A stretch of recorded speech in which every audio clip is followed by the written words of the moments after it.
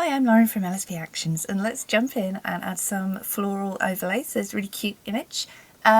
If you haven't watched tutorial number 1 already, which shows you how to get started using the actions or dragging and dropping by hand, you can go ahead and watch that if in doubt. I'm going to go quite quickly for this one, assuming you've already watched tutorial number 1.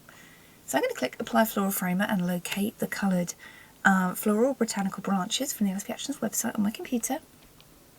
And let's see which ones to use. I think we're going to definitely need to use some yellow in this image. How about let's use the yellow blossom branch sides. I'm just going to drag and drop this in. And let's apply another one.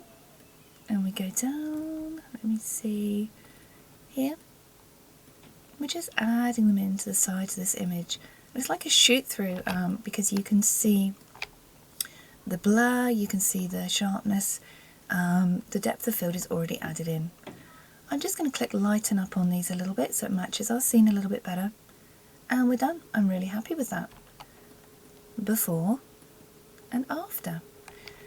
To see more about what these actions can do, you can watch the other tutorials. The kind of descriptions there shows you what the tutorials are about, and also the finishes, which are suited for toned backgrounds and also outdoor images. But you can also play these, for example, let's try Sunny Medley on this one. You can try them over your images because they're really gentle and they just help blend the florals in your image a little more.